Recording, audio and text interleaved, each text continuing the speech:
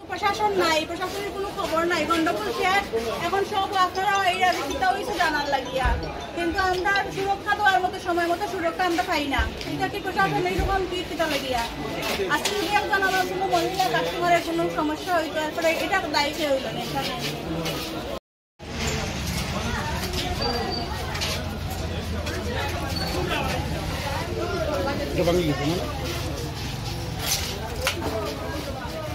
প্রচুর টাকার ক্রিম নষ্ট হয়েছে আমাদের ক্রিম আছে ভিতরে ক্রিম পারেছে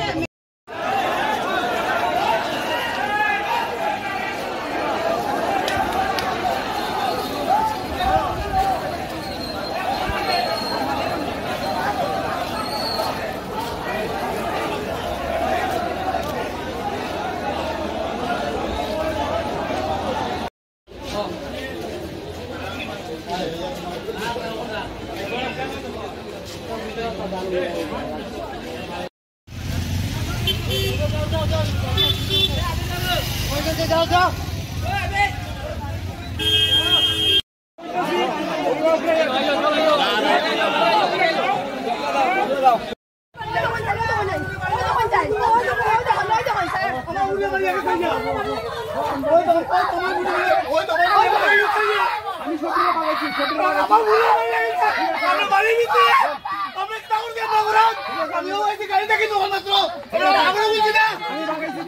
আপনি করে থাকেন যান যান যান যান না যান না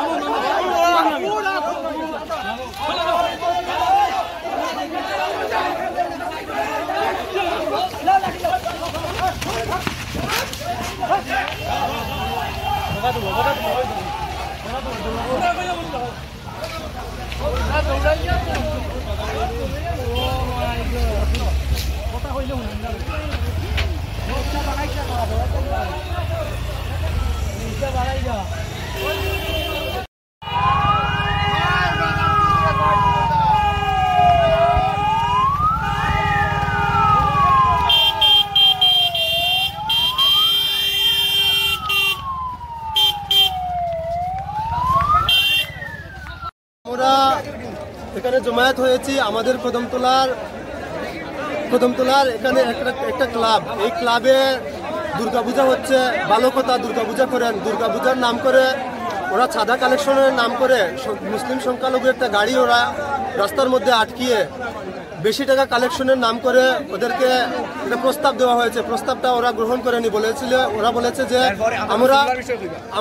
আমরা 500 টাকা টিপ নিয়ে যাচ্ছি, আপনাকে 5000 টাকা কেমন করে দেব। তারপর ওদেরকে বলা হয়েছে যে 5000 টাকা দিতেই হবে।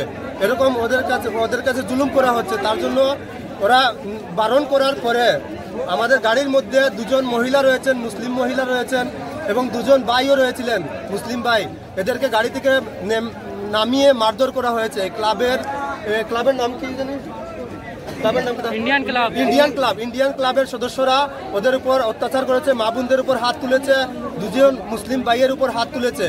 তো এই বিষয়ে আমরা আজকে কদমতলা থানাতে এসেছি একটা শান্তিপূর্ণ ডেপুটেশনের মাধ্যমে, আমরা যাতে এই ইন্ডিয়ান ক্লাবের যারাই এই দুষ্কৃতিকারী, এরাই দাঙ্গাবাজ, এরাই চাঁদা কালেকশনের নাম করে মানুষকে প্রতি বছর হয়রানির শিকার হতে হয়, এরার বিরুদ্ধে আমরা একটা ডেপুটেশন নিয়ে কদমতলা থানাতে এসেছি। দেখা যাক, ওনারা বলেছেন, আমাদেরকে আশ্বাস দিয়েছেন ওদেরকে গ্রেফতার করবেন অতি সত্বর। আমরা ওনাদেরকে বলেছি, পুলিশ প্রশাসনকে বলেছি, যদি ওদেরকে গ্রেফতার করা না হয় তাহলে আমরা বৃহত্তর আন্দোলনে নামবো।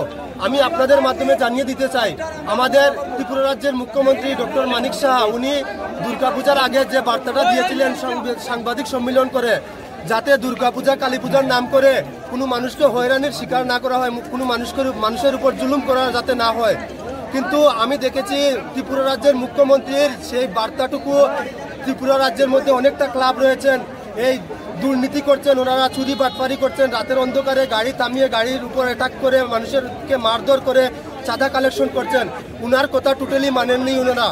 তো আমি বলতে চাই আপনার কথা, ডক্টর মানিক সাহাকে বলতে চাই যে স্যার আপনার কথা কতটুকু রেখেছে এই ত্রিপুরা রাজ্যের এই ক্লাবগুলা, যারাই ক্লাব করছে তারাই আপনারা ভালো করে দেখবেন, ওরাই কোনো একটা রাজনৈতিক দল, হয়তো ডক্টর মানিক সাহার রাজনৈতিক দল ওনারা করছেন, কিন্তু কতটুকু ওরা মেনেছে আপনার কথা সেদিকে একটু লক্ষ্য রাখবেন। আমরা ভারতের মুসলিম, আমি একটা কথা বলতে চাই, ভারতের মুসলিম, আমরা সংবিধানের উপর বিশ্বাসী, আমরা পুলিশ প্রশাসনের উপর বিশ্বাসী, আমরা ডক্টর বাবা সাহেব আম্বেদকরের সংবিধানের উপর বিশ্বাসী, আমরা নীরব দর্শকের ভূমিকা পালন করছি, আমরা শান্তিপূর্ণভাবে এই ভারতবর্ষে বসবাস করতে চাই, কিন্তু আমাদের বসবাস করতে দেওয়া হচ্ছে না। এদের দ্বারা আমরা প্রতিনিয়ত প্রতিদিন এদের দ্বারা আমরা আক্রান্ত হচ্ছি, আমরা নির্যাতিত হচ্ছি। এই বিষয়ে আমরা একটা শান্তিপূর্ণ ডেপুটেশন নিয়ে এসেছি কদমতলা পিএসে। আমাদের এখানে কোনো উশৃঙ্খলা হচ্ছে না, আমরা শান্তিপূর্ণভাবে ওসি সাহেবের সাথে আলাপ করেছি, আমাদের কিছু লোকও রয়েছেন ওনাদের সাথে আলাপ করছেন। তো দেখা যাক, ওদেরকে যদি গ্রেফতার করে না হয় তা আমরা বৃহত্তর আন্দোলনে নামবো। এমন আমি বলতে চাই, যদি পকেটে টাকা না থাকে তাহলে কেন একটা ধর্মের একটা পূজা পার্বণ হোক, আর কোনো মুসলিম ধর্মের কথাই আমি বলছি, ওয়াজ নসিহত হোক, ধর্মের কোনো বড় ধরনের অনুষ্ঠান হোক, কেন করতে যাবেন আপনারা? যদি পকেটে টাকা থাকে তাহলে করেন, না হলে ফকিরের মতো রাস্তায় মানুষকে আটকে রেখে মুসলিমরা নিয়ে দল বান দিয়া তারা চিল্লা চিল্লি করে আইছে। আমি তাড়াতাড়ি ঘরে ঢুকিয়া দরজা লাগাইছি, দরজা তাইয়া লাগাইছে, এমনি বোমর মতো গাড়ি ভাঙছে, আমরা রিগরের ভাঙছে, এরপরে জানালা ভাঙিয়া জানলা ইট দিয়া ইটাইছে। আমি দরজা বেন্দা লাগাইয়া ধাক্কা দিয়া রয়েছি, ডুম ডুমাইয়া দরজা, এরপরে জানালা ভাঙিয়া বেন্দা ভাঙিয়া পড়ছে, পরে বেন্দা দিদিকা দিয়া বই দিছি নিচিয়া ইট জানলা দিয়ে ইট মারছে, আমার পাওয়ারও না ইয়া পড়ছে। হামলা করলো এটাও তো খিতা, এটা তো আমি কইতাম পারতাম না। খিতা ঘটনা আমরা পুরাও জানি না এখনো, এটা কিতা হয়েছে, কিতা ঘটনা হয়েছে জানিও না। সবটি ঘরে ঢুকিয়া তারা দেখুন কিতা করছে। আমরা মানুষগুলারে সান্ত্বনা দিতে লাগবে যে এত সময় 2 ঘন্টা দেয়া, 5 ঘন্টা দেয়া, 24 ঘন্টা দেয়া, এটা সময় দিয়া মানুষ আমরা বাইরে